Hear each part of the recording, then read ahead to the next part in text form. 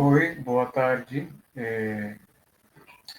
Então, estamos retomando a sessão que foi interrompida o sábado passado sobre as derrotas e derroteiros da oposição venezuelana. Então, aí eu enviei para vocês o material, que é um resumo um pouco da história desses 25 anos de oposição, um resumo muito apertado, obviamente.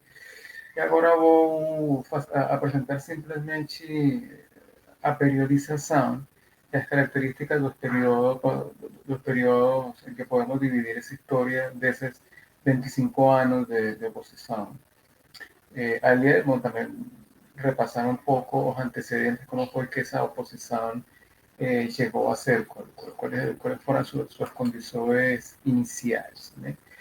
Então, enfim, os antecedentes los encontramos na política dos anos 90, eu falei para vocês a vez anterior, un Estado hipercentralizado que es desde el punto de vista da gestão, da administração do governo, que é hipercentralista, muito mais do que qualquer outro Estado da América Latina, provavelmente. Y también centralizado desde el punto de vista económico, porque es un Estado que, além de que depende totalmente del gobierno central, onde governadores e alcaldes foram elegidos só até muito tarde, até finais dos anos 80 não existia noção de elegir os governadores e os alcaldes, donde além dessa centralização política extrema, existe também a centralização econômica, porque existe só uma fonte de receita, só uma fonte de renda, que o petróleo. Desde el punto de vista de la autoridad es un Estado extremadamente centralizado y desde el punto de vista de la economía también extremadamente centralizado. Luego tenemos al índice de un Estado que, embora sea esencialmente pluralista y un sistema multipartidario, que es también autoritario, es también burocrático, especialmente ten aparelhos de segurança, tem un ejército, unas policías que son extremadamente violentas y extremadamente represivas. A outra característica que eu estava comentando era uma crise financeira no ano 94 que destruiu totalmente o ecossistema financeiro e empresarial que Venezuela tinha no século XX. Talvez não totalmente, mas foi um evento devastador que en buena medida acabó con lo que tenía sido Venezuela a lo largo de los años 40, ¿no? Destruyó digamos, toda una cultura financiera y empresarial fue destruida por esa crisis. Finalmente, un Estado ese Estado también va a sufrir una serie de reformas, embora muy limitadas, una reforma neoliberal limitada, con muchos accidentes.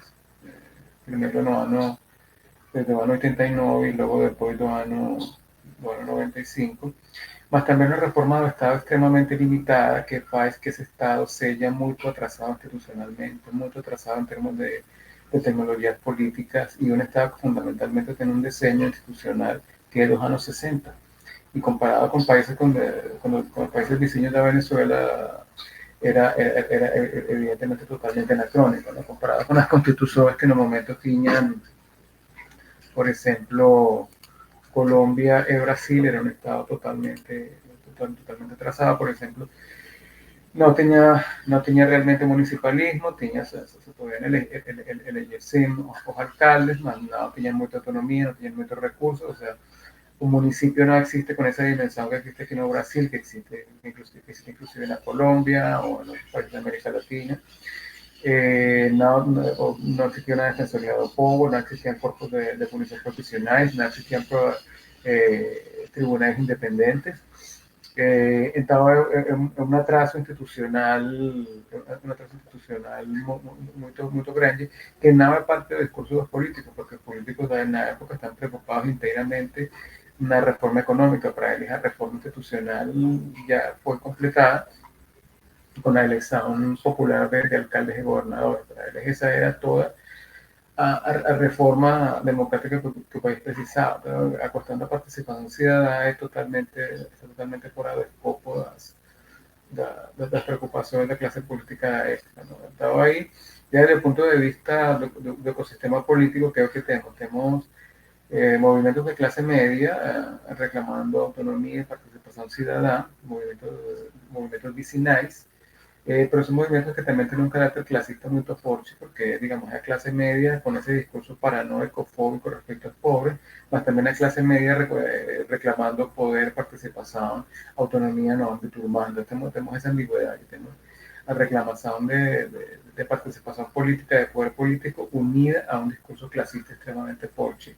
como los fenómenos de luces contra el AMPA, que fue un movimiento con una plataforma política, un movimiento ciudadano con una plataforma política muy parecida a MAGA, muy parecida a la derecha europea, demandando deportaciones, ocupación militar de favelas, un montón de cosas así, y eso estaba ahí de paralelo con las reivindicaciones de poder político, de participación. Entonces tenemos también movimientos sociales muy incipientes, movimientos populares muito tímidos, muito locais, que vão reclamar, além também da autonomia e participação, vários direitos sociais. Porém, esses movimentos são muitas vezes efímeros, são desorganizados e propensos à violência. Eles tiveram uma forte e mais influência na primeira parte da década, durante o governo de Carlos Andrés Pérez, e logo vai começar a assumir ao longo da década mais tensinha essa asambleas de barrio, esas mesas de agua, o sea, una serie de organizaciones que son similares a otras que vamos a encontrarlo en Brasil, en Colombia, en Argentina, en Ecuador, en una época, pero mucho más fracas. ¿No?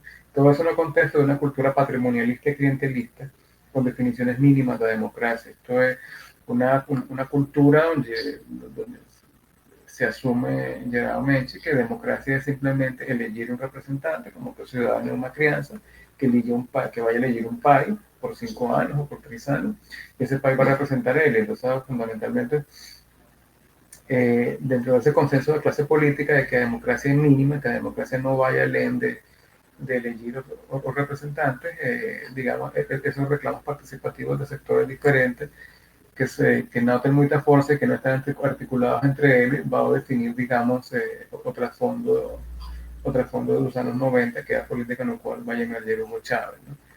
Ya desde el punto de vista de las fuerzas políticas, tenemos un relevo frustrado de clase política, por clase política de los años 60, de este fato de los años 30, esos grandes partidos burocráticos emergidos en los años 30, eles no va a ser desplazado del poder, eles perde la mayoría en las elecciones de los años 93, y eles perdem força a partir dessa eleição, porém não vai ter realmente uma transição política, não vai ter realmente uma renovação política ou do ecossistema político, porque esse ano vai ser elegido, de fato, uma liderança histórica do Pacto de Punto Fijo, que é Rafael Caldera, que era um idoso, que era um geronte, ¿no? Era una lideranza gerontocrática, con una persona muy verde que tenía sido presidente en los finales de los años 60 y él reelegido, levando a frente de una coalición de pequeños partidos que eran llamados el chiripero o barateiro. Entonces, una reciclaje de varios partidos, Partido Comunista, Movimiento Socialismo, unos más grandes, otros más pequeños, mas fundamentalmente nada de creación de nuevas referencias políticas, de nuevos ecosistemas políticos, más literalmente una reciclaje de bellas lideranzas, de bellos partidos, o que vai se impor na eleição do ano 1993. Tal vez houve nesse ano, a gente não sabe, fraude contra o partido La Causa Radical, que era um partido com um perfil um pouco parecido ao PT, a gente não sabe, o candidato era uma liderança sindical chamada Andrés Velázquez. Probablemente hubo fraude, pero lo interesante ahí es que Venezuela no va a ser capaz ni de renovación de sus instituciones, ni de una reforma constitucional, ni siquiera de un relevo generacional y político entre diferentes partidos. Simplemente va a ser un mismo Estado con una reforma muy fraca y la misma clase política que va a seguir no comando, embora algún delis va a seguir circulando, como Carlos Andrés Pérez, que fue destituido no año, en ese mismo año, y otros que va a ganar nuevamente relevancia, como Rafael Caldera, pero fundamentalmente es un mismo ecosistema político que no se va a renovar, pero más con una mudanza que ahora a tendencia oligárquica va a ser más forte, porque con el enfraquecimiento dos grandes partidos burocráticos, con la decadencia muy violenta de esos partidos burocráticos, entonces va a comenzar a surgir organizaciones que podemos llamar firmas políticas, y esas firmas políticas son, digamos, con mixtura de comités electorales, de organizaciones de relaciones públicas, para figuras de élite venezolana, de élite económica, de oligarquía tradicional, y él va a comenzar, por ejemplo, Enrique Capriles Radonsky, por ejemplo, y esos políticos de las grandes familias venezolanas que usualmente no participaban directamente en la vida política o participaban a través de los grandes partidos burocráticos, van a participar ahora directamente, va a surgir Capriles Radonsky, Leopoldo López, Machado Parisca, que son esos grandes nombres oligárquicos, que van a estar al frente de organizaciones que llaman de firmas políticas, porque son organizaciones privadas de élite que promueven la figura de él y promueven la agenda de él. La primera de las firmas políticas va a ser de Irene Sáenz, una alcaldesa muy perfecta del municipio de Caracas, del municipio de Chacao, y de Enrique Salas Gómez, que era fundamentalmente un oligarca, una liderazgo oligárquica de un estado muy importante llamado Carabobo. Esas eran las dos firmas políticas con más fuerza en los años 98 en las elecciones, y la previsión general era que un de ellos iba a ser el presidente de la República. Entonces ahí esa clase política no va a se renovar, o que va a tener como una mirada oligárquica hacia lideranza personalista, hacia lideranza, digamos, con una inclinación más tecnocrática, porque a disputa política, a disputa que clase política ofrece para el país no en el 98 es cuál va a ser el gerente que va a llevar a término, que va a culminar a reforma neoliberal. Esa es todo, esa alternativa que clase política ve en las elecciones de los años 98. Entonces, en ese contexto, Chávez emerge como una lideranza caudillista con dimensión religiosa, más parte de la valla de imagen que él hace, porque él era, él participó en un golpe de 92, un golpe sangriento, un golpe muy violento. Él va a intentar renovar su imagen proyectando ese nuevo perfil de político reformista. Él se va a presentar como si fuese un guerrillero pacificado, un poco como el 19.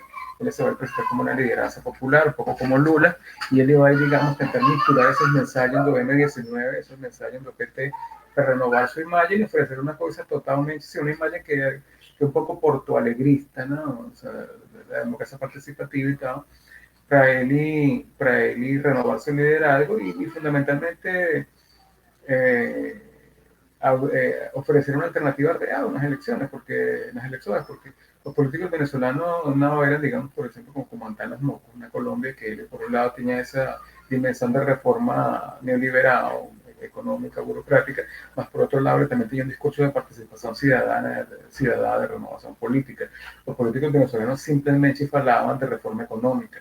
A participación política era muy secundaria en el discurso de él. A reforma do Estado era pensada en términos íntegramente económicos, íntegramente gerenciales.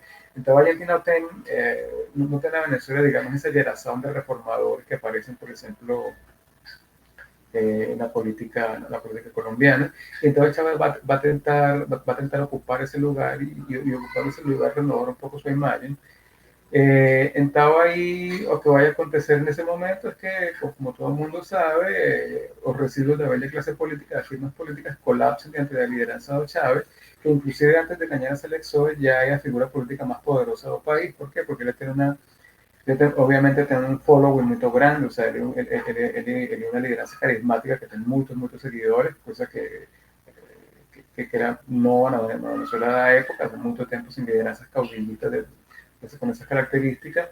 Él tiene una bancada parlamentar, porque tienen partidos que tienen diputados que comienzan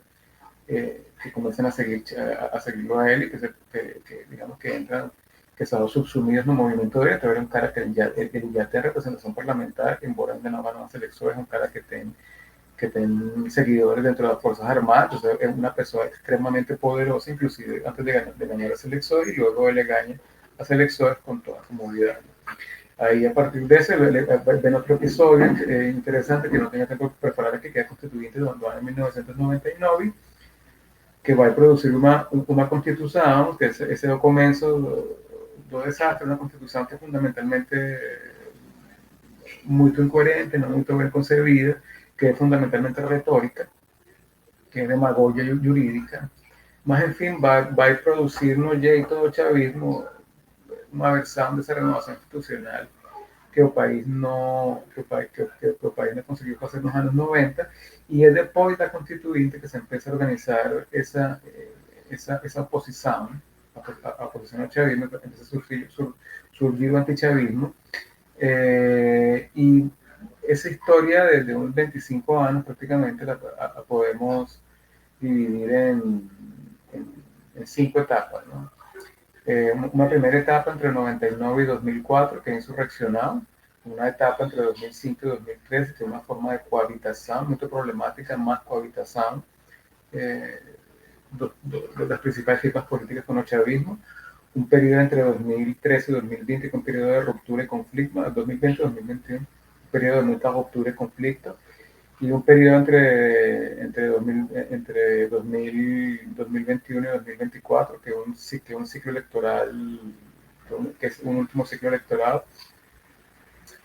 No llega a ser otro periodo de cohabitación como periodo de 2005, más es un ciclo electoral muy prolongado, en el cual el gobierno va a intentar, digamos, se consolidar, establecer un nuevo ecosistema político, una posición leal a él, mas não vai conseguir, e a oposição também não vai conseguir sacar o governo, acabar com sacar o Maduro do poder. E finalmente no ano 2025 poderíamos, entre o 9 de janeiro e o 20 de janeiro, começa esse período em que a oposição venezuelana é subsumida definitivamente pelo trumpismo, ¿no? Na última fase do período de ruptura isso aconteceu. Em 2019 aconteceu a mesma coisa, a oposição venezuelana foi totalmente absorvida pela política exterior de los Estados Unidos, más eso, ese efecto duró como 2 años, una cosa así, y en 2021 la oposición comenzó a recuperar, digamos, su agencia, su capacidad de actuar dentro de la política nacional, más este año volvió a acontecer nuevamente eso, que la oposición perdió el control de su propia agenda, o sea, la oposición depende totalmente de lo que Trump quiere hacer o no hacer. Y parece que en este caso la situación es más grave y muy diferente. Ahora no voy a entrar en detalle en los eventos que caracterizan cada periodo ese, que se pueden encontrar más o menos detallados o descritos con cierta sistematicidad y no material. Vamos a hablar de las características, ¿no? La característica del primer periodo insurreccional, evidentemente, que la oposición quer desfacer el chavismo y desfacerlo por la fuerza. Todos los periodos de oposición siempre tienen la ilusión de que les puede desfacer el chavismo como si nunca hubiese existido, ¿no? Tienen esa ilusión de voltar al pasado. Más en este caso, ahí donde ellos tienen más fuerza y va a procurar eso por medios insurreccionales y les va a ser radicalizados por una tentativa de Chávez de hacer una serie de leyes que al mismo tiempo que afectan intereses fundamentales de la clase económica y los sectores económicos, las élites económicas, al mismo y van, digamos, a producir una especie de pánico ideológico, pánico moral en las clases medias, también revelan el carácter autoritario y la ineficiencia de Chávez como gobernante. Entonces es muy importante entender que está mixturada a reyexado autoritarismo de Chávez, inclusive a incompetencia de Chávez como estadista, como organizador de esfera pública, con un monte de preconceptos y un monte de cosas que en muchos casos son muy grosas, porque o preconcepto racial está presente sin, o clasismo está presente sin, está presente a defensa de intereses, de intereses económicos, de intereses corporativos, está, digamos, o temor das clases medias, muito parecido com o bolsonarismo aqui em Brasil, com o movimento de classe média do século XX, com a ideologia comunista e tudo mais, pero eso está misturado con una lideranza que caudillista, con dimensiones religiosas y que evidentemente no es muy competente, una lideranza que es muy caótica, inclusive catastrófica, entonces todo eso está misturado ahí. Então, aí as lideranças desse período, na realidade, são a tecnocracia de PDVSA, algumas lideranças militares, mas principalmente os meios de comunicação que emergem como facções ou partidos. Globovisión, que es una televisora, tal cual, que un periódico, el Nacional, ellos emergen como las principales referencias políticas y comienzan a actuar durante un periodo, unos 2 años, como si fuesen partidos. Mas porém o controle, finalmente o controle los movimientos de decisores políticas terminan cayendo en manos do gremio patronal, desde cámaras, que es Asociación de Empresarios de Venezuela, y la tecnocracia de PDVSA. Entonces, curiosamente, un movimiento que tiene matices antipolíticos, o pelo menos antipartidos, que en la época se llamaba antipolítica, que en lo cual los partidos políticos tienen poca influencia, son los medios de comunicación, la tecnocracia, son los empresarios que tienen o comando, y más, al mismo tiempo a clase media reivindica su actividad y a clase media reivindica a participación ciudadana, tiene mucha asamblea ciudadana, tiene mucha organización de clase media, entonces tiene esa mistura do antipolítico con lo participativo, y como nosotras pasa, vais a revelar, porque la primera vez dos características Chávez, ¿no? Que a falta de virtud política y o cortoplacismo. Ellos se plantean siempre escenarios de corto plazo, de eliminar, de desfacer el chavismo, como si no hubiese existido. Eso va a ser evidente durante el golpe de Estado. Y otra falta de virtud política, falta de arte política, de encontrar soluciones políticas. Entonces, eso es lo que acontece en los golpes, que ellos consiguen derrubar Chávez, ellos consiguen sacar a Chávez del poder, ellos toman una serie de decisiones catastróficas de perseguir a chavistas, de no intentar hacer alianza en la Asamblea Nacional, de abolir la Constitución del año 1999, cosas que ellos no tienen derecho de hacer, entonces les van a llegar con la represión y con la abolición de Constitución, con la derogación de Constitución, eles vão gerar uma rejeição muito grande de parte da população. Eles vão assustar a população porque eles chegam a poder reprimindo, violentando as pessoas, ao contrário de tentar fazer alianças com lideranças militares, com lideranças políticas. Além disso, eles são muito pouco hábeis, eles tinham que ter, eles não estabeleceram um estado de exceção, eles não tiveram nenhum tipo de precaução de tipo de seguridad para prevenir movilizaciones de chavistas o un contragolpe de militares chavistas. O sea, ellos estaban seguros de que ellos ya estaban consolidados en el poder y no tomaron las previsiones más mínimas, las previsiones más básicas, a tal punto de no pensar que la Guardia Presidencial, la Guardia de Chávez, que era extremadamente leal, que esa guardia tenía que ser, o sea, que les tenía que trocar, digamos, comandantes de la Guardia Presidencial, o que tenían que mover la Guardia Presidencial por otro lugar.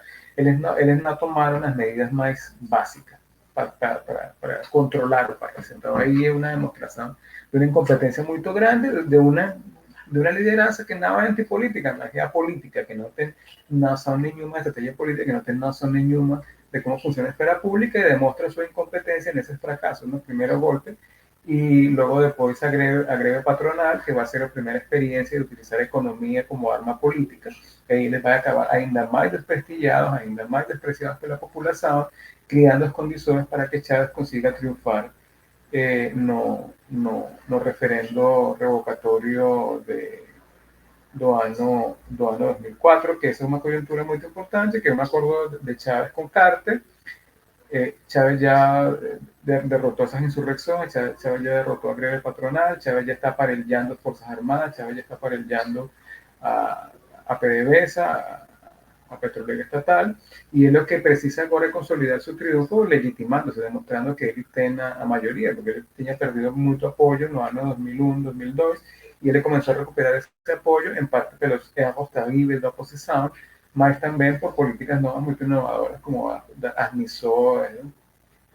Y una mudanza en los estilos de comunicación, de propaganda. Entonces, él para consolidar su victoria, él precisa, él hizo, y él paga ese acuerdo con Carter, lo cual él ofrece garantías tecnológicas y garantías tecnológicas, un sistema electoral tecnológicamente muy avanzado, porque él no consigue dar garantías políticas, porque o Consejo Nacional Electoral, o Conselho Nacional Electoral, que es órgano que órgano rector das eleições no país, es un órgano que está aparellado pelo governo, tá? O que ele oferece são garantías tecnológicas, un sistema que es rápido, avanzado, auditable. Ele oferece a garantía de que la oposición puede estar representantes dentro de la institución para observar los procesos, de que esos procesos sean auditables, de que pueda tener testimonios internacionales.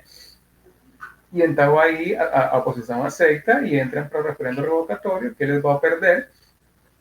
Chávez gana aproximadamente con 60%, y él espera un 40%, que expresaba muy bien las proporciones entre oposición y gobierno en ese periodo.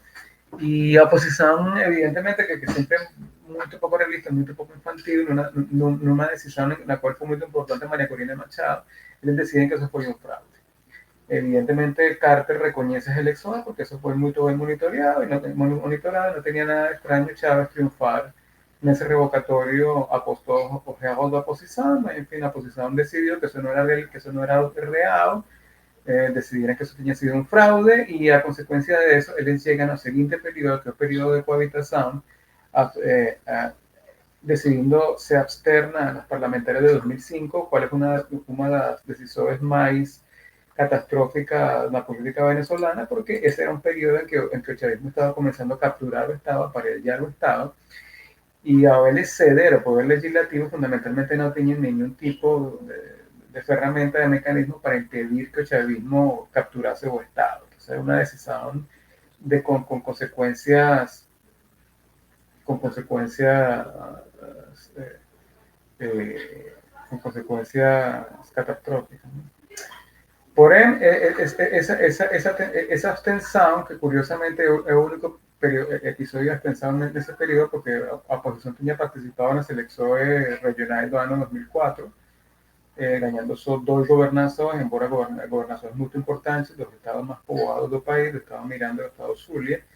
Y entonces, en ese periodo se va a caracterizar, ese periodo de cohabitación se va a caracterizar por oscilaciones electorales, porque Chávez va a reelegir en el año 2006, en una elección contra Manuel Rosales, el gobernador del estado Zulia, que es un cara anticarismático, un cara fisiológico, a peor escuela que les pudieron ter feito en esas elecciones para combater a Chávez. Chávez se va a reelegir y él va a obtener casi 30% más de desventaja sobre su rival, o sea, va a ser una victoria totalmente avasallante. Por el año siguiente Chávez va a ser derrotado en un referéndum revocatorio, un referéndum constitucional, que él quería modificar la constitución, él va a ser derrotado. No año 2008 tiene elecciones regionales, y ahí la oposición se va a virar mejor, por el gobierno gana mayoría de gobernación. No año 2009 Chávez va a ganar un referéndum constitucional en que le va a conseguir a realizar indefinida, por el no con mucha ventaja. Luego en el año 2010 la oposición va a avanzar más en las elecciones parlamentarias, por limitada por una modificación de las leyes electorales. Lo que estoy hablando aquí es que están oscilaciones electorales que, embora el chavismo tenga una hegemonía entre 50 y 60% de los votos, con una abstención promedio de un 30%, y la oposición tiene entre 30 y 40% de apoyo. En este periodo acontecen oscilaciones constantes, ¿no? Porque cuando Chávez participa en las elecciones, el chavismo se vira mucho mejor, por o desempeño del chavismo en las elecciones regionales, las elecciones legislativas es mucho, no es muy bueno cuando Chávez no está involucrado, dependen mucho de la figura de Chávez.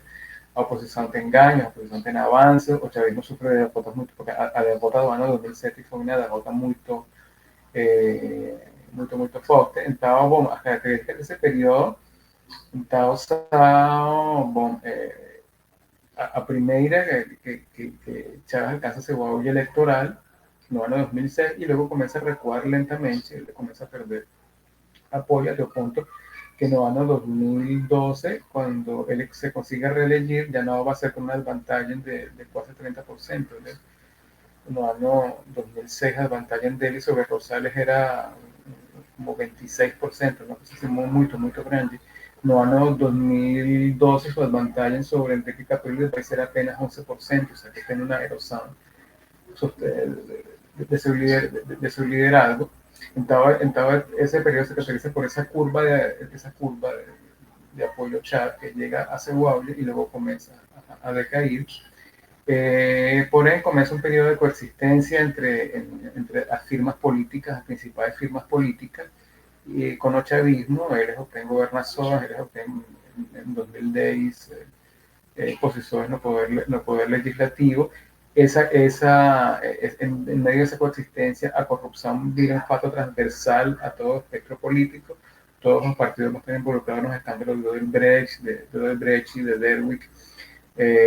O sea, porque también la estrategia de chavismo en la época fue, digamos, socializar, masificar la corrupción, entonces vas a participar de esa corrupción, hasta el punto de que, por ejemplo, grandes escándalos de corrupción como Fondo Chinesno, que era fundamentalmente desaparición de un monte de dinero producto de un préstamo de China, los que coordinaban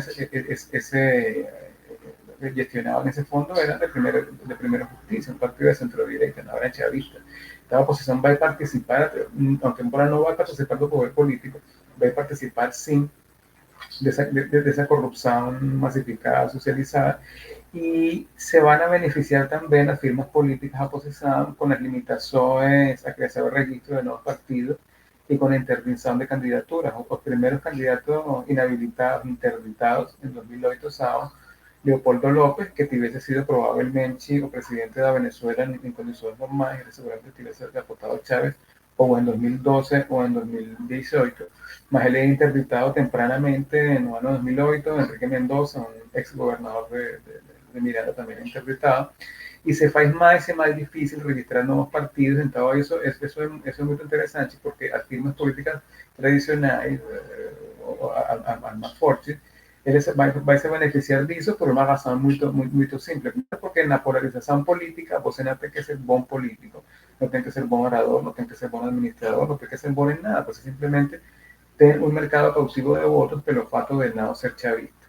Então aí eles têm as vantagens. Se eles não são chavistas, eles los municipios o estados que tienen mayoría de oposición, él siempre va a ganar, lo mismo jeito que por un candidato que es chavista, él siempre va a ganar donde chavismo mayoría, aprovechando un mercado cautivo. Entonces, hay los políticos comienzan a se beneficiar de esos mercados electorales cautivos y ellos prácticamente no tienen que hacer nada, além de, digamos, ratificar esa guerra cultural, esa oposición identitaria entre chavismo y oposición.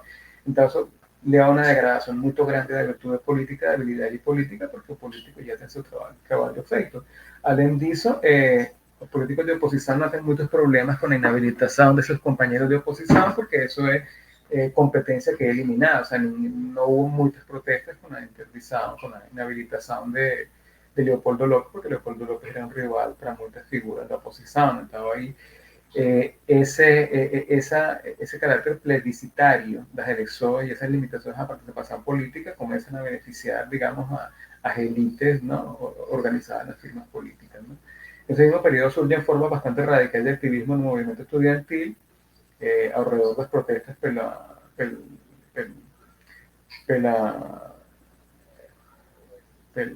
destrucción de una televisora llamada Radio Caracas Televisión, que la es fechada pelo governo, tem protestos muy radicales no 2007.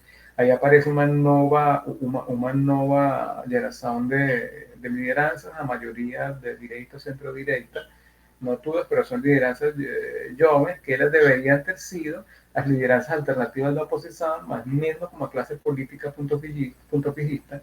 En este século también nunca hubo renovación de figuras políticas, y embora esa lideranza juvenil que aparece en el año 2007 va a tener su relevancia en la realidad, y la oposición sigue comandada por las mismas figuras que estaban no año 2000, 2000, 2005, 2006, 2007, 2010, no va a tener renovación generacional también, no. Otra cosa importante es que comienzan a aparecer descontentos y disidencias dentro del chavismo, comunidades yupa, indígenas yupa en el occidente de Venezuela, sindicatos en el sur de Venezuela, que comienzan a hacer protestas, comienzan a hacer un discurso, digamos, inclusive contra militarismo, que por eso nunca va a se consolidar ningún tipo de disidencia de oposición o de oposición organizada, ¿no?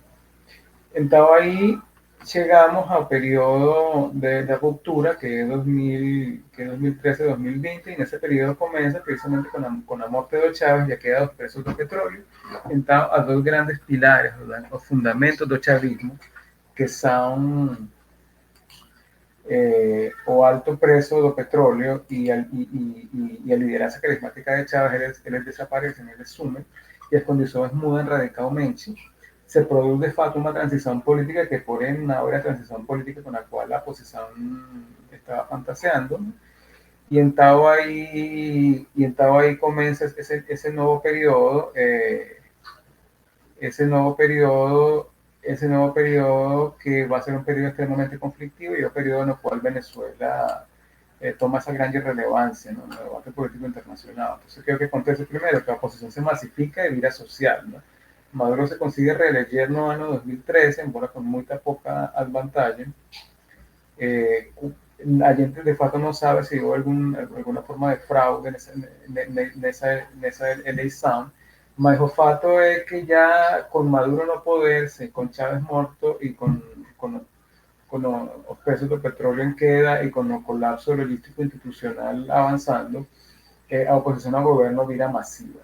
Entonces, comienzan a surgir aún más varias, ya no simplemente esa oposición antichavista de clase media o de élites, en muchos casos anticomunistas, ahora va a existir varios tipos de oposición, porque la oposición es social, la oposición es masiva, y comienzan a surgir algunas, ya comienzan a hablar de oposiciones, algunas de las energías del chavismo de la izquierda, ¿no? Con los protestos como la revuelta estudiantil del año 2014, que fue una revuelta espontánea de los estudiantes, que luego fue, digamos, aparellada por políticos como Leopoldo López y María Corina Machado. Ahí es una revuelta totalmente legítima, como las que la gente tiene ahora en Madagascar, en Perú, embora menos organizada, menos orgánica, bastante mucho más violenta, mucho anómica, porque lo que vamos a tener entre 2014, 2017 y hasta cierto punto 2019 va a ser muchos protestos muy anómicos, violentos, mucha violencia entre ciudadanos. Aparece ese fetiche de aprovechamiento de vías, ¿no? Porque tener un sector de la oposición que hace que si les consiguen fechar a circulación de vehículos, de personas, él va a conseguir destruir el régimen, ¿no? Y en todo eso va a ser un periodo que va a tener mucha violencia entre ciudadanos en un contexto de muy poca organización social y política y un contexto que no tenemos muchas personas que tengan experiencia, conocimiento de desobediencia civil, de técnica de combate urbano, en fin, ¿no? En respuesta a eso aparece un aparelho represivo de gran alcance, extremadamente violento, tortura, desaparición, que es fundamentalmente creado por Miguel Rodríguez Torres, por ende ele vai passar a oposição logo depois e ele vai ser vítima desse aparato de repressão, pero digamos que entre 2013 y 2017 crea ese grande aparelho de repressão, que por un lado es EOFAE, que es un grupo de exterminio que va a hacer masacres, chacinas muy grandes en zonas populares, que por otro lado también es la Guardia Nacional, la Policía Nacional, que les comienzan a reprimir con gran violencia las manifestaciones. Entonces ahí se demuestra ese carácter ultra represivo, que la violencia subjetiva, ultra subjetiva se va a ir multiplicar, ¿no? Entonces, ahí como en el periodo anterior, se alternan periodos de revolta, esperanza de actividad, y con periodos de mucha pasividad, y con periodos de mucha de mucha conformidad, y que las personas no hacen nada, y siempre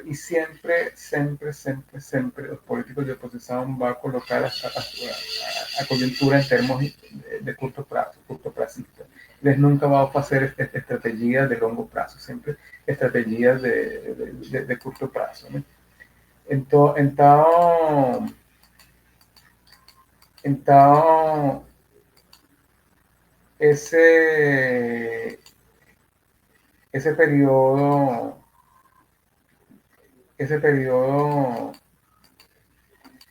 de revoltas vai ter fundamentalmente duas fases, né? A primeira fase ela é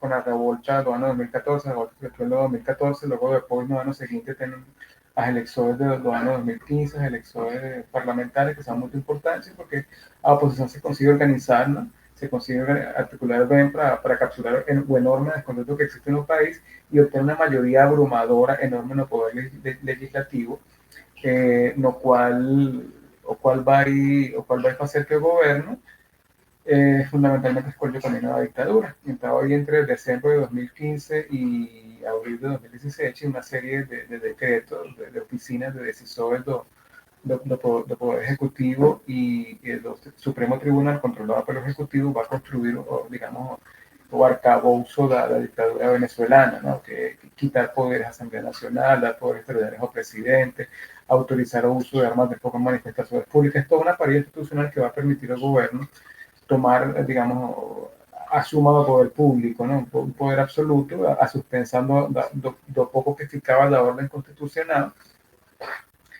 Y ahí se va construyendo dictadura y entonces en los primeros plazos o primero periodo o primero subperiodo es a revolta de 2014, a revolta de 2017 y no medio a elección de 2015, más luego después del fracaso de la revolta de 2017 comienza ese otro periodo en el cual los políticos venezolanos van en borra y comienzan a hacer diplomacia, comienzan a hacer lobby en los Estados Unidos para que los Estados Unidos usen sus fuerzas contra el gobierno venezolano. Y entre tanto, en Venezuela tenía agreves enfermeras, tenía agreves los operarios de la siderúrgica en el sur de Venezuela, en Ciudad Guayana, grandes batallas con los operarios. La clase política no se liga con esos acontecimientos. Tem muchas conspiraciones militares, tem a tentativa de Oscar Pérez de una resistencia armada que, por algunos sucesos muy espectaculares, él no consigue rolar definitivamente. Y, y, y ahí luego ven a segunda fase del periodo que quedó interinato, ¿no? Que a proclamación de Guaidó como presidente interino de la República. Y ahí, eso es antes la última gran onda de migración, el país todavía tiene capacidad de movilización, todavía tiene capacidad de resistencia, tiene varias revoltas en favelas, tiene varias revoltas en zonas populares. Por en Guaidó, en el último momento, le va a elegir una estrategia muy extraña, que es esa, la entrada de ayuda humanitaria, ¿no? Él aposta todo a entrada de camiones con medicamentos, alimentos y ayuda humanitaria, porque la frontera do Brasil para a fronteira da Colômbia, ele desmoviliza as grandes cidades venezuelanas e ele faz essa aposta super estranha, que não dá certo, fracassa totalmente, e aí logo depois vem o grande apagão de março, de março desse ano, e logo depois uma tentativa de golpe de Estado fallida em abril, e aí, digamos, esse período mais ativo do interinato, esse período acaba, o país fica desmovilizado, desmoralizado, y ahí todas, como acontece ahora en este año, todas las esperanzas fican en intervención de los Estados Unidos, y entonces ese primer periodo en que los Estados Unidos vira un fetiche político en Venezuela, ¿no? Ya voy a volver sobre ese tema de los fetiches políticos. Por aquí lo importante también de ese periodo es que en esa multiplicación las oposiciones, figuras muy importantes del chavismo como Miguel Rodríguez Torres, Luis Ortega Díaz. Rodríguez Torres fue ministro de Interior o arquitecto de la represión chavista. Luis Ortega Díaz, que también fue una figura muy importante dentro del chavismo, también dentro de la represión chavista. Rafael Ramírez, que fue Oxarda, la industria petrolera, o grande administrador del petróleo venezolano, él es gran figura de una oposición chavista que tiene visos de disidencia, que no moviliza prácticamente a ninguém, mas que tiene mucha autoridad en el sentido de que desconocen cómo el chavismo funciona y hacen denuncias muy fuertes. También aparece una oposición intelectual con la plataforma por la defensa de la Constitución y o activismo contra o ecocidio no Arco Mineiro do Orinoco aparecen uma oposição, digamos, intelectual também, e aparecem várias oposições de esquerda. Antes tinham organizações como María Socialista, que tinha sido chavista, y Bandera Roja, Bandera Vermelha, que nunca fue chavista. Pues, eran muy puntuales, pero empiezan a aparecer cada vez más figuras, cada vez más organizaciones de izquierda y cada vez más organizaciones chavistas en oposición en oposición a Maduro, ¿no? Esa es la gran diferencia que este periodo hay desde este periodo. Y luego estamos la cuestión de los fetiches políticos, porque surgen todos ese tipo de eventos, de acciones, a cuales a liderazgo da oposição vão atribuir poderes mágicos, né? O feche de ruas, levar manifestações ao centro da capital, a participação eleitoral, a negociação entre liderazgos políticas, a intervenção estrangeira, eles não são percebidas pelos políticos venezolanos como elementos, como componentes de una estrategia que combine todos esos elementos. Eles são vistos menos como fetiches, como actividades, como objetos, como elementos que tienen un poder sobrenatural, miraculoso, de desfacer el régimen, de desfacer a dictadura. Guaidó está convencido de que si él entra con un camión de ayuda humanitaria, le va a destruir la dictadura.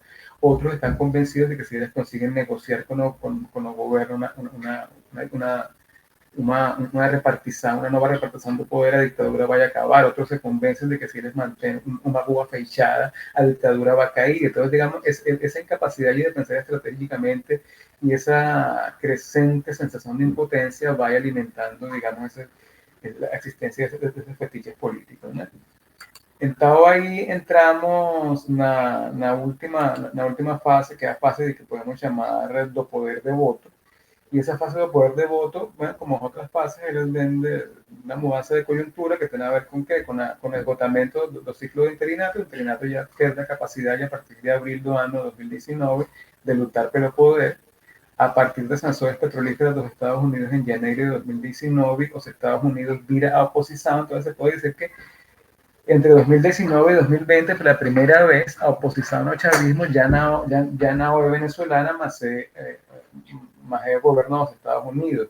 Y la política ya no era política de la oposición venezolana, más la política del Departamento de Estado. En esa época, las personas también tenían muchas expectativas, también fantasiosas, de una intervención de los Estados Unidos. Entonces, en ese último periodo, la oposición es reemplazada, pero los Estados Unidos luego ven la pandemia.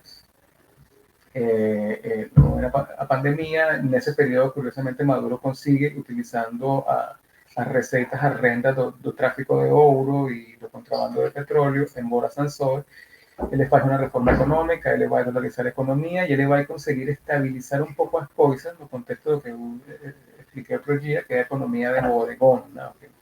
Uma economía dolarizada, ¿no? Na qual as diferencias sociais, digamos, son muy marcadas. Entonces, él consigue hacer una reforma muy parecida con la reforma 2000 y consigue estabilizar, ¿no?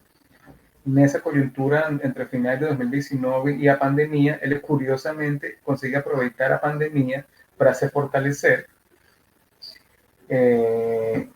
y él consigue estabilizar la situación. Él va a hacer unas elecciones parlamentarias no ano 2020, da qual a oposição se vai abster, e a nova conjuntura começa no ano 2021, que tem várias mudanças, porque Trump vai sair do poder, e então Maduro, ele tentando se relegitimar, ele vai tentar construir uma oposição leal, uma oposição que não seja combativa, que seja dócil, que algunos jornalistas llamaron de transchavismo, ¿no? Y en Venezuela las personas llamaban de oposición a lacrán, oposición de lacrán, oposición de escorpión, de escorpiones. Y esa oposición colaboracionista, el gobierno va a intentar construir pasando una serie de concesores que va a permitir, por ejemplo, a Mesa Unidad y Democrática, que fue la coalición de oposición que ganó unas elecciones parlamentarias de 2015, las estaban interditadas. Él va a permitir que Mesa Unidad y Democrática possa participar en las elecciones regionales do año 2021. Ele vai fazer algumas concessões, vai ter um acordo com Biden. Biden vai ser muito importante nisso, porque vai ter o acordo de Barbados, no qual acordo parcial sobre a promoção dos direitos políticos e garantias eleitorais para todos os venezuelanos. Esse acordo vai ser, digamos, o trasfondo o arcabouço para uma nova forma de coexistência mais problemática entre oposição e governo. Pero então aí vai, e isso é muito importante nesse período, toda a classe política, e isso inclui María Corina Machado, que se vai convencer de que após o acordo de Barbados e após as concessões eleitorais do chavismo, eles se convencem de que é possível derrotar o chavismo en las urnas, en elecciones, que es posible una victoria puramente electoral sobre la dictadura. Inclusive María Corina Machado acredita en eso. Se acredita que si el vantaje del candidato de oposición es suficientemente grande, es posible derrotar al chavismo. Y le explican enteramente convencidos de eso.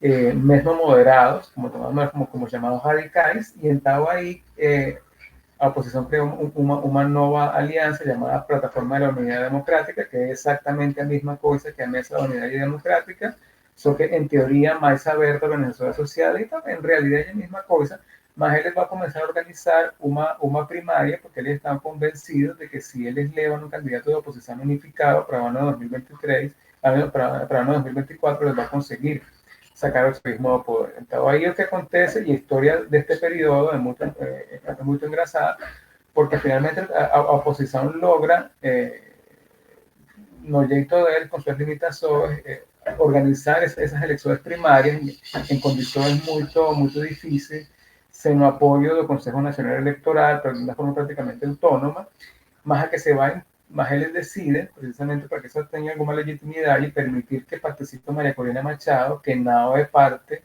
de la Plataforma de Unidad y Democrática. Es decir, son elecciones abiertas en que cualquier persona puede participar, no tiene que ser miembro de los partidos de la Plataforma de Unidad y Democrática, y entonces ahí, fundamentalmente, María Corina va a ir a robar la elección, va a ir a secuestrar la elección, esa elección que está feita, para que algún de esos políticos fisiológicos que tienen toda voluntad del mundo de coexistir con el chavismo, de colaborar con el chavismo, inclusive en algunos casos como Manuel Rosales, de colaborar con un fraude que evidentemente el chavismo va a hacer, porque el candidato del chavismo era Maduro, que no tiene ningún tipo de legitimidad, que detestaba por la población. Entonces, a elección de Maduro como candidato del chavismo, para que él no tiene ningún tipo de intención de entregar el poder. Entonces, esa elección que es organizada por políticos fisiológicos oportunistas es fundamentalmente invadida, roubada por la María Corina Machado, que mira una política probablemente tan popular como Chávez, que sea país extremadamente popular, que hace una excelente campaña a lo largo del país, y bueno, ella va a ser víctima de su propio suceso, porque ella só consigue ese suceso porque ella estaba interditada, ella estaba inhabilitada, ella no quería aceptar el fato que ella estaba inhabilitada, ella no quería aceptar el sustituto para que fuese candidato en sustitución de ella. Entonces ella participa en las primarias en octubre de 2023 y ella tiene una victoria muy amplia, muy grande, una victoria abrumadora, y ahí él asentó como una victoria absoluta sobre su rival, y entonces ahí es como ese fenómeno de emergencia de extrema derecha que acontece en otros países, que acontece en los contextos de la oposición venezolana. Ella va a hacer, digamos, o que Milei hace en Argentina, que Trump tiene en Estados Unidos. Ella va a tener una victoria extremadamente sólida, porque ella es la única persona que consigue expresar un inmenso descontento de los venezolanos, porque los otros candidatos de oposición eran extremadamente fracos, inclusive gran parte del discurso de esos candidatos como Prosperi, que era, o sea, de esos partidos fisiológicos, es fundamentalmente las concesiones que les permiten hacer, que les pensan hacer al gobierno. O sea, ellos literalmente competían entre ellos hablando cuál era lo que iba a hacer más concesores a la dictadura, que iba a hacer más concesores a Maduro, cuál iba a ser o más dispuesto a dialogar, cuál iba a ser o más dispuesto a se entender con los gobiernos.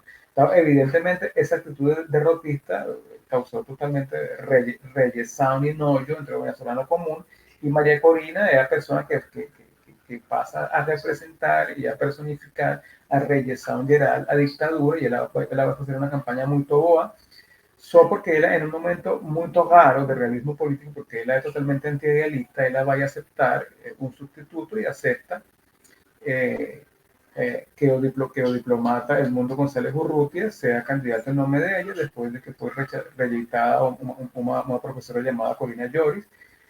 Yo imagino que tentando legitimar o proceso electoral para hacerlo más presentable, más legítimo, tentando obtener el consenso de los Estados Unidos, Maduro acepta a inscripción del Edmundo González Urrutia, y evidentemente los políticos de la oposición, incluida María Corina, hacen que al permitir eso, él fundamentalmente está aceitando que va a entregar el poder, aceitando su eventual derrota en las elecciones, o sea, a misma mecánica, ¿no? Esta triunfalista, fantasiosa que está operando ahora con la Internacional Americana, comienza a operar con ese método de poder de voto, cuando, mismo con los acuerdos de Barbados, con la inscripción de Urrutia, ellos ya comienzan a imaginar que el chavismo aceitó salir del poder, que el chavismo está negociando su salida, que el fin de la dictadura es inminente, y todo el mundo va a ficar muy empolgado, solo que María Corina va a hacer una excelente campaña política, inclusive va a hacer cosas que los políticos venezolanos quase nunca hacen, como organizar a las personas, movilizar a las personas, ella crea redes de pequeños comandos electorales llamados comanditos, ella va a crear una red de testimonios electorales que va a permitir a ella demostrar su victoria en las elecciones a victoria de Urrutia en las elecciones del 29 de julio, porque ella va a ir a recoger las actas electorales y va a ir a computar que cuál era el resultado, va a presentar ese resultado demostrando al mundo y demostrando al país que Urrutia fue el vencedor, y ese fue un gran golpe político. Ese golpe va a ir desarticular, o sea, a tentativa de gobierno de crear una pseudo oposición leal, de políticos dispuestos a coexistir con él, de políticos dispuestos a aceitar el fraude, que esa era la idea. ¿No? Hubo muchas tentativas de impor como candidato de oposición a Manuel Rosales, el gobernador de Zulia. En Bola Rosales no fue, él no era o ganador de la elección primaria. El no tiene ninguna legitimidad para ser un candidato de oposición. Entonces, tiene toda una maniobra para imponer un candidato de una posición falsa, una posición fraca. María Corina va a sabotar toda esa maniobra del gobierno. No va a permitir que el gobierno pase eso. María Corina va a demostrar a otro tipo de Urrutia, entonces en ese sentido va a tener una victoria muy importante no terreno político, más particularmente en el terreno de relaciones públicas, en el terreno de narrativas, en el terreno de imagen. Bajo problema era el siguiente, y eso fue que ellos nunca aceptaron, que era cosa totalmente evidente, porque Maduro falaba de eso, Diosdado Cabello falaba de eso, todas las lideranzas chavistas falaban de eso, que ellos no tenían intención de entregar el poder, y cuando acontece a fraude, fundamentalmente toda clase política, sella clase política moderada, tranchavista, que tenía toda intención del mundo de coexistir con el gobierno o de permitir que el gobierno hiciera fraude, o la clase política más radical, más intransigente que quería realmente, auténticamente acabar con la dictadura, toda clase política sorprendida pelo fato do fraude, embora o fraude era totalmente predecible. Entonces, digamos que es así, ella va a sorprender, es como una cosa como de un seriado, ¿no? De un anime japonés. Ella va a sorprender al gobierno al revelar los resultados,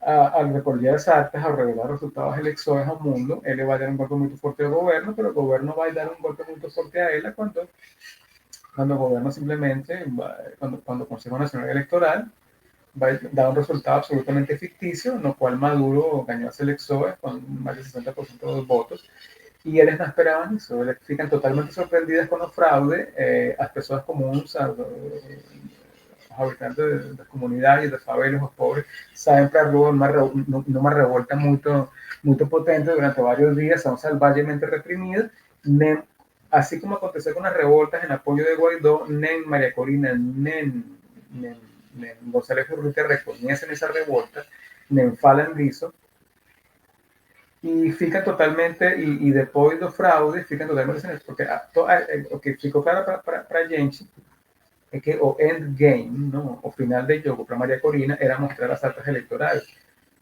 quando isso devia ser o começo do jogo, mas para ela todo lo que ella tenía que hacer desde el punto de vista de ella para acabar con la dictadura era revelar las actas electorales, que para ella eso era, porque para Guaidó era a entrada dos camiones con ayuda humanitaria, eh, o que para otros era a interrupción de circulación, de circulación numa rua. Ese tipo, para ella ese era un fetiche político, ¿no? Demostrar su victoria publicando a Sartre. Y entonces él fica totalmente sorprendida porque seu fetiche es una ficción, no tiene ningún tipo de poder, o gobierno roba as eleições, o gobierno faz un fraude, comienza una represión de gran escala en que miles de personas acaban en la prisión, tal vez uno dos o eventos de represivo más grande en la historia de Venezuela, la Venezuela contemporánea, y él a partir de allí no va a tener ningún tipo de estrategia, él va a hacer varias propuestas que nunca terminan de cristalizar, y entonces comienza un fenómeno muy interesante en que las lideranzas políticas de sus seguidores comienzan a polarizar entre un realismo derrotista, o sea, las personas que admiten la realidad y que ven la realidad y como él la es, son totalmente derrotistas, no acreditan en la lucha, siguen insistiendo en los fetiches del poder de voto, o quieren negociar con el gobierno, o sea, pero totalmente a un de lucha contra la dictadura, y los que quieren seguirse oponiendo a la dictadura, luchar contra la dictadura, comienzan a refugiarse en fantasías, y esas fantasías tienen a ver cada vez más con el poder de los Estados Unidos. Estaba ahí no último trimestre de 2024, estaba María Corina, ela vai recuar, ela tinha entrado numa rota com uma atitude muito mais combativa, muito mais realista, ou relativamente realista para ser ela, durante o período eleitoral, mas quando depois do fraude, ela começa a recuar, ¿no?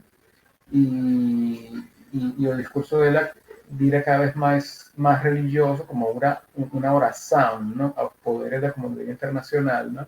Para ayudar a Venezuela. Ella comienza a alimentar, ella vira una figura muy importante en el ecosistema de derecho internacional, mas también comienza a alimentar las ilusiones de que Urrutia puede voltar para Venezuela y asumir la presidencia en los comienzos de enero de este año, cualquier cosa que era absurda. Urrutia no tenía, que se tenía exilado los meses siguientes a elección, él no tenía condiciones para volver a Venezuela, no tenía condiciones para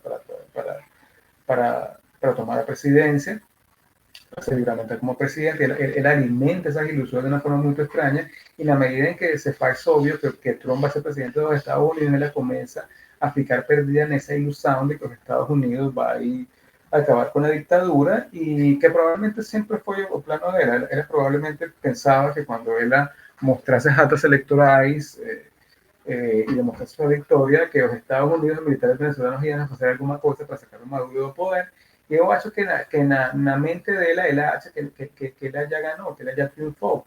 Él acha que yo creo que él está convencida que efectivamente que la victoria del gobierno es una victoria falsa, que el poder del gobierno es un poder falso, y que en la realidad él fue el que triunfó, y él tiene esa visión un poco gnóstica, ¿no? De que la gente mora en un mundo falso, lo cual el poder falso de la dictadura en algún punto va a colapsar diante la verdad. Y entonces, a medida que pasan los meses, el discurso de él comienza a ser cada vez más y más y más místico. Él va a convocar una manifestación de tipo quasi insurreccional no 9 de Janeiro. Él pretende convocar esa manifestación en menos de 4 días, apenas con algunos audios, ¿no?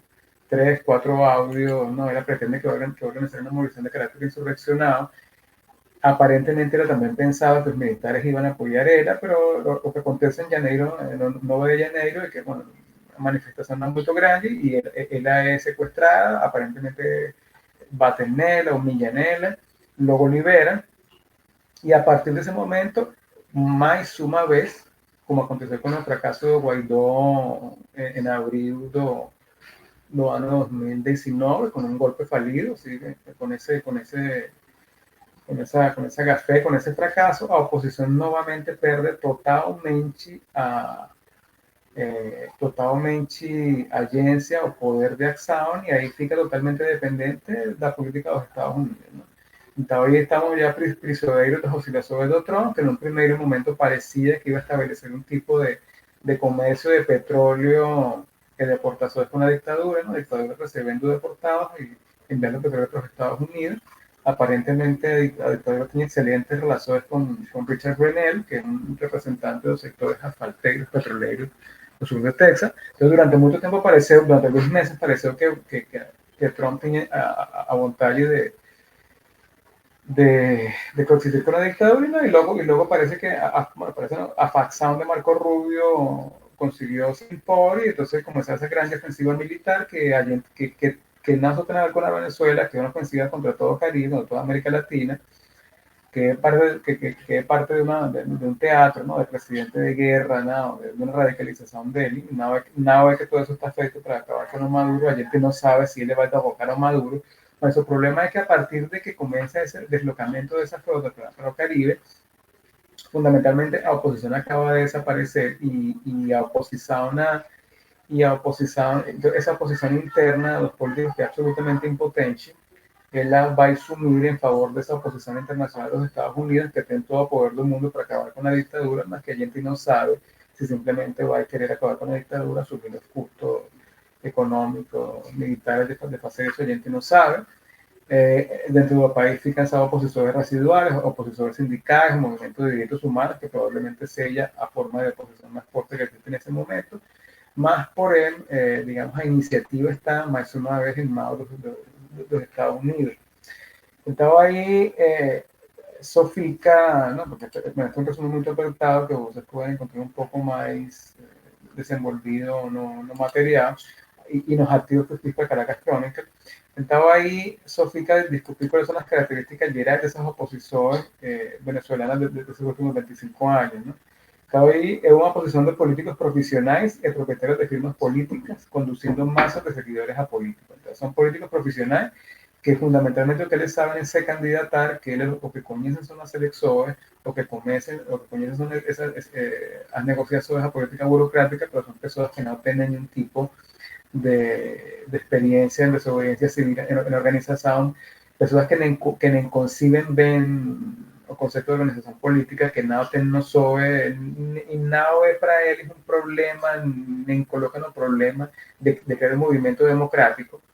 Y cuando él les colocan ese problema, lo colocan de una forma extremadamente pobre. Por ejemplo, para María Corina, él tenía que crear un movimiento democrático durante el exodo. O sea, el concepto que él hace un movimiento democrático es extremadamente modesto, extremadamente limitado.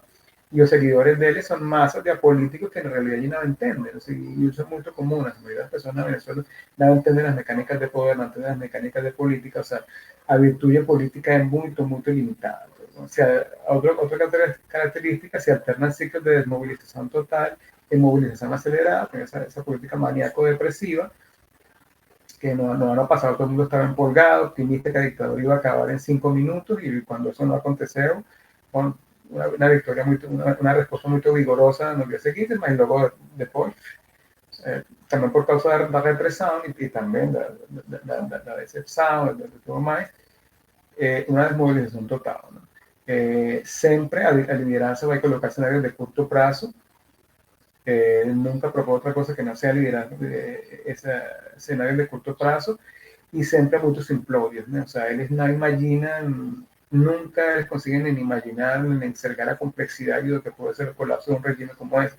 Ellos siempre atribuyen el colapso del régimen a una causa muy simple, una derrota electoral, o fecha de vías, una manifestación, o sea, para él es el elemento más simple va a ter efectos extremadamente complejos, más miraculosos, ¿no? O sea, él se plantea en escenarios taumatúrgicos, ¿no? Acciones simples tienen efectos extremadamente complejos y extremadamente afortunados, ¿no? Entonces siempre es o curtoplacismo y a simplificación, ¿no? Como falei, el escaso know-how organizativo, escaso conocimiento de organización y estrategia, As lideranças têm tendências fisiológicas de caudillistas, o son lideranças muy personalistas, muy narcisistas y también con, la mayoría de los casos, políticos que su única dimensión, lo único que les conciben es ser candidatar, ser candidato, ocupar cargos, hacer negocios, o sea, eh, un registro político muy limitado. No? Além disso, bom, em geral, a posição culturalmente é muito conservadora, politicamente é muito conservadora em suas concepções e tem uma visão saudosista do passado, que são muito importantes. Eles, mais que uma visão de uma Venezuela nova, eles têm uma visão de um retorno ao passado, como acontece com essa proposta do hub energético das Américas, não? Desse de ese círculo energético de las Américas que propone María Corina Machado, que es fundamentalmente la misma idea que tenía Chávez de una reserva, ¿no? Que es la idea mítica del cofre subterráneo, ¿no? Grande para este autor de petróleo, que tiene tanto petróleo que inclusive va a comprar su libertad allí, ¿no? Va a comprar su libertad allí con esa riqueza infinita, pero fundamentalmente ellos no están aportando nada, o sea, esa visión de María Corina do hub energético, de grandes feras energéticas das Américas, ela é simplesmente uma rescenificação de cenários parecidos que foram colocados por Hugo Chávez na Magna Reserva, por Luis Justo, por Carlos Andrés Pérez. É o retorno de um mito fundamental do Estado venezolano. ¿No? Y além disso, uma coisa que atravessa todo toda a política de oposição, exceto talvez por alguns grupos muito isolados, é a noção de que a noção minimalista da democracia. O sea, a democracia é simplesmente eleger representantes. ¿No? A oposição não tem muita, o sea, o empoderamento, a activação, a potência dos cidadãos não é um problema muito grande para essa oposição, exceto em alguns momentos como demagogia, pero fundamentalmente a oposição enxerga ao cidadão como se fosse simplesmente um votante. Então, eso no muda, ¿no? Eso no muda y tiene consecuencias en la forma como ellos organizan, la forma como ellos conceben los escenarios políticos. O sea, para ellos los protagonistas de la política estaban los políticos y los ciudadanos estaban ahí, digamos, no fundo, ¿no? Estaba ahí para terminar, vamos a ver cuáles son las adversidades que enfrenta esa oposición y que enfrentarán otros opositores posibles que podrían o no surgir no archipiélago venezolano en los próximos años, ¿no? Entonces, la primera, a violencia estatal ultra subjetiva o represión, la violencia, o sea, una represión en forma principalmente de secuestro, de tortura y asesinato, que es un gran aparato de represión, probablemente de más de 30.000 personas, un aparato de represión muy potente que fundamentalmente opera administrando un medio, ¿no? Que no tienen ningún interés en producir legitimidad, que no tienen interés digamos, en esa dimensión hegemónica de propor cosas, de afirmar, que fundamentalmente, para poner más claro, se afirma mediante a negación de libertades y los derechos a ellos, ¿no? O sea, se afirma mediante la violencia, o sea, es represión pura, ¿no? Represión pura y una administración muy inteligente de un medio de la coacción. Luego está violencia estatal ultra objetiva, que es el colapso logístico institucional, es decir, no violencia directa sobre las personas, sobre el cuerpo de las personas, más a violencia sobre el medio ambiente, ¿no? O sea, violencia sobre la infraestructura, los apagones, la escasez, a pobreza, todo eso que parece extremadamente difícil para las personas se movilizar porque es muy difícil para usted o sea, pensar en luchar contra la dictadura si usted no tiene luz en la calle, si usted no tiene agua, si usted tiene que trabajar otro día para sobrevivir. Entonces, ese colapso vira un arma contra la población. O predominio de las firmas políticas PSOE, es decir, allá entre lo que son comités electorales, comités de relaciones públicas, de figuras que en la mayoría de las son oligárquicas, ¿no? De cliqués, de grupos pequeños de políticos o de personalidades que les tienen esas firmas que trabajan para él y esas firmas son los partidos de oposición, no ningún tipo de organización social o colectiva. ¿No? A incompetencia de registro político limitado a las lideranzas, Ya falei de eso varias veces. A tendencia oligárquica o autoritaria das liderantes, eso también, por ejemplo, es evidente en María Corina, que es la embora ella, de facto, principal representante de la oposición a la dictadura y en cierto sentido también de la democracia venezolana. Era una lideranza totalmente personal, totalmente pessoa, totalmente autoritaria. Ella no admite crítica, ella no admite compartir el poder. Un tipo de comando parecido a comando de Chávez, ¿no? Que fue acusado en algún momento de hiperliderazgo, ¿no? Entonces, él tiene esa misma tendencia a hiperliderazgo, y en otros casos que simplemente son tendencias oligárquicas, ¿no? Que son muy claras en los políticos, ¿no? Para que esa estructura de sociedad civil, que era fraca antes de la victoria de Chávez y ahora ya no es fraca, ¿no? Es como un enfraquecimiento recursivo de la sociedad civil, y finalmente a desorganización y a politicismo da população, que es recursivo, ¿no? Porque, porque ese apoliticismo y esa desorganización es causa de consecuencias, ¿no? O sea, eles estaban antes do triunfo de Chávez, mas foram cada coyuntura nueva va aprofundando esa desorganización y ese politicismo. Las personas fica para ellos cada vez más difícil se organizar, se articular, mas también fican mucho más confundidas, ¿no? Também inclusive pelas limitações à liberdade de expressão do país e tudo mais, né? Então, bom, isso é tudo. Então, vou deixar isso aqui para vocês começar a discussão quando seja oportuno. Bom, boa tarde.